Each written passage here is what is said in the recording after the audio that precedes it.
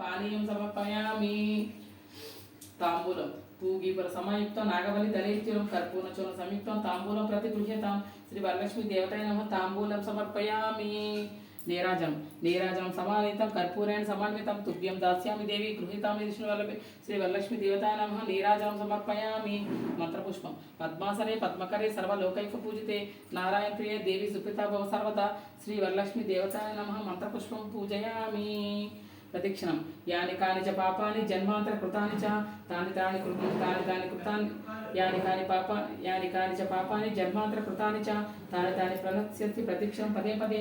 పాపోహం పాపకర్మహం పాపాత్మ పాప సంభవ రాహి మమ కృపయా దేవి శరణాగత వత్సల అన్నిదం శరణం నాసి భవేమ శరణం మమ తస్మాత్ కారుణ్య భావేన రక్ష రక్ష జనార్దని. శ్రీ వరలక్ష్మి దేవతాయ నమః ప్రదక్షిణం సమర్పయామి. నమస్తే లోక జనని నమస్తే విష్ణువల్లభే పాహి మాం భక్తవరదే వరలక్ష్మి నమో నమః.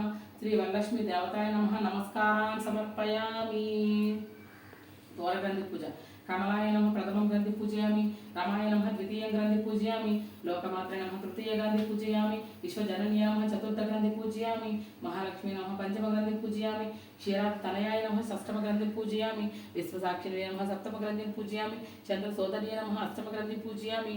హరివల్లభాయ నమః నవమ గ్రంథి పూజయామి. ద్వారబంధన మంత్రం బధ్నామి దక్షిణహస్తే నవసూత్రం శుభప్రదం పుత్రపౌత్ర వివృత్యంచ సౌభాగ్యం దేహి మేరమే. వాయన విధి ఏవం సంపూజ్య కళ్యాణి వరలక్ష్మి సశక్తతః దాతవ్యం ద్వాదశాపూవం వాయిరం విహి ద్విజాయతే. వాయనదాన మంత్రం ఇందిరా ప్రతిగృహ్యంతి ఇందిరాయ దదాతి చ.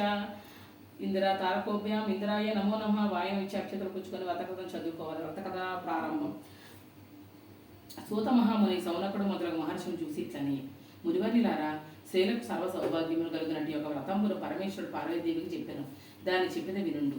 కైలాస పర్వతం వజ్రవైడ్యుడాన్ని మణిగణ ఖచ్చితంగా సింహాసనం నందు పరమేశ్వరుడు కూర్చుండి ఉండా పార్వతీదేవి పరమేశ్వరుని నమస్కరించి దేవా లోకమున స్త్రీలు ఏ వ్రతం పనొచ్చిన సర్వ సౌభాగ్యములను పుత్ర పౌత్రాలను కలిగి సుఖముగా ఉందరో అటు వ్రతంబున అమతీయవలను అనిన పరమేశ్వరుడు ఇట్లని ఓ మనోహరి స్త్రీలకు పుత్ర పౌత్రాది సంపత్తులు కలుగజేసాడు వరలక్ష్మి వ్రతంబున వ్రతంబు కలదు. ఆ వ్రతంబున శ్రావణమాసం శుక్లపక్ష పూర్ణిమకు ముందుగా వచ్చడి శుక్రవారం నాడు చేయవలను అనిన పార్వతీదేవికి తనను ఓ లోకారాధ్య నీ వారతిచ్చిన వరలక్ష్మి వ్రతమును ఎట్లు చేయవలను. ఆ వ్రతములకు విధి ఏమి ఏ దేవతను పూజింపవలను పూర్వం ఎవరిచే వ్రతం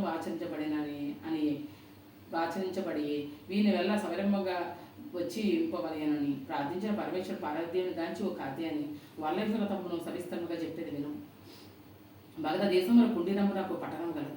ఆ పట్టణంలో బంగారు ప్రాకారములు తోడను బంగారు గోడల గల ఎండ్ల తోడను గూడి ఇండు అట్టి పట్టణం నందు చారుమతి ఒక మహిళ కలదు. ఆ వనితామని ప్రతిదినమున ఉషకాలమున మేల్కాంచి స్నానము చేసి పెద్దలకు అనేక విధములను ఉపచారములు చేసి ఇంటి పనులు చేసుకుని మితముగాను ప్రేమగాను భాషించునుండెను. ఇట్లుండా ఆమె యందు మహాలక్ష్మికి అనుగ్రహం కలిగి ఒకనాడు స్వప్నమును ప్రసన్నమై ఓ చారుమతి నేను వరలక్ష్మీదేవిని నీ యందు నాకు అనుగ్రహం కలిగి ప్రత్యక్షమైతిని. శ్రావణ శుక్ల పూర్ణిమకు ముందుగా వచ్చాడు శుక్రవారం నాడు నన్ను పూజించినా నీవు కోరిన బలములు నిచ్చేదని వచించిన చారుమతిదేవి స్వప్నంబులని వరలక్ష్మీదేవికి ప్రదక్షిణ నమస్కారములు చేసి అనేక విధముల స్తోత్రము చేసి ఓ జగజ్జనని నీ కటాక్షము కలిగి నేను జనులు ధన్యులగును విద్వాంసులగను సకల సంపన్నులగను అయ్యేతరు. నేను జన్మాంతరము చేసిన పుణ్య విశేషం వలన నీ పాదదర్శనము నాకు కలిగి నేను చెప్పిన మహాలక్ష్మి సంతోషం చెంది చారుమతికి అనేక వరములు ఇచ్చి అంతర్ధానములు ఉంది. చారుమతి తక్షణము నిద్ర మేల్కొని ఇంటికి 4 పక్కలను చూసి వరలక్ష్మీదేవిని గానక ఓహో నేను కలగంటిని అనుకుని భావించి ఈ ఆ స్వప్న వృత్తాంతమును పెనిమిటి మామగారు మొదలైన వారందరితో చెప్పి వారి స్వప్నమును ముగుల మొత్తమైనదని శ్రావణమాసం వచ్చిన తోడనే వరలక్ష్మి వ్రతము భవస్యముగా చేయవలని చెప్పింది. పిమ్మట చారుమతి అని స్వప్నములు విన్న స్త్రీలను శ్రావణమాసం ఇప్పుడు వచ్చినా ఆయన ఎదురు చూచుండేది. ఇట్లుండగా వీరి భాగ్యోదయం వలన శ్రావణమాస పూర్ణిమకు ముందుగా వచ్చే శుక్రవారం వచ్చారు. అంత చారుమతి వద్దకు స్త్రీలందరూ ఈ దినంపై కదా వరలక్ష్మీదేవి చెప్పిన దినం అని ఉదయాన్నే మేల్కాంచి స్నానములను చేసి చిత్ర వస్త్రములు కట్టుకొని చారుమతీదేవి గృహంబునొక్క ప్రదేశం నందు గోమయంచి నలికి మంటపం ఏర్పరిచి అందుకు ఆసనంపై వచ్చి దానిపై కొత్త బియ్యం పూచి మర్రి చిగులు మొదలకు పంచ పల్లవములచే కలసం ఏర్పరిచి ఎందు వరలక్ష్మీదేవి ఆవాహన చేసి మిగుల భక్తియుక్తులే దాని వాహనాలు షోడశోపచార పూజనం చేసి 9 సూత్రములను గల తోరమును దక్షిణహస్తము కట్టుకుని వరలక్ష్మీదేవికి నానావిధ భక్ష భోజ్యములను నివేదన చేసి ప్రదక్షిణము చేసిరి. ఇట్లకు ప్రదక్షిణం చేయగానే ఆ స్త్రీల కొందరికి కాళయందు గల్లు గల్లున ఒక శబ్దం కలిగి అంత కాలం చూచుకుని గజ్జెలు మొదలగు ఆవరణ కలిగి ఉండగా వారందరూ ఓహో వరలక్ష్మీదేవి కటాక్షములనే కలిగినని పరమానందము నుండి మరి యొక్క ప్రదక్షిణ చేయ హస్తమునందు దగద్దాగా ఆయా మానంబుగ పొలయుచుండు నవరత్న ఖచ్చితమైన కంకరములు మొదలగు ఆభరణములు ఉండటం కనిది. ఇక చెప్పనేలా మూడో ప్రదక్షిణం గావించిన తోడనే ఆ స్త్రీలందరూ సర్వభూషాలు అలంకృతయ్యేది.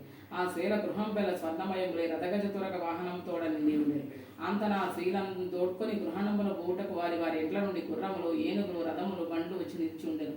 పితపు చారుపతి మొదలు స్త్రీలందరూ తమచే కల్పోక్త ప్రకారంగా పూజ చేయించిన పురోహితునికి 12 కుడుములు వాయిదానం ఇచ్చి దక్షిణ తాంబూలం లొసంగి ఆశీర్వాదము నుండి వరలక్ష్మీదేవి నివేదన చేసిన భక్ష్యాలను బంధువుల తోడ నెలను భుజించి తమ కొరకు వచ్చి కాచుకొని ఉన్న గుర్రములు, ఏనుగులు మొదలగు వాహనములు ఎక్కి తమ ఇండ్లకు పోవచ్చు. ఒకరితోనొకరు ఓహో చార్వతీదేవి భాగ్యం ఏమని చెప్పవచ్చును. వరలక్ష్మీదేవి తనంతట స్వప్నములో వచ్చి ప్రత్యక్షం వాయను. ఆ చార్వతీదేవి వలనే కదా మనకిటి మహాభాగ్య సంపత్తులు కలిగినని చార్వతీదేవిని మిక్కిలి పొగుడుచు తమ ఇంట్లకు పోయేది. పిదప చార్వతి మొదలగు స్త్రీలందరూ ప్రతి సంవత్సరం ఈ వ్రతము చేయించు పుత్ర పౌత్రాభివృద్ధి కలిగి తనకనక వస్తు వాహనముతోడ గూడుకొని సుఖముగా ఉండేది. కావున ఓ పార్వతి, ఈ ఉత్తమోత్తమ వ్రతమును అందరూ చేయవచ్చును. అట్లా నర్చిన సర్వ సౌభాగ్యమును కలిగి సుఖంపుగా నుందురు. ఈ కథను విలువారులకు చదువువారులకు వరలక్ష్మీ ప్రసాదం వలన సకల కార్యములు సిద్ధించును అని పరమేశ్వరుడు పలికెను.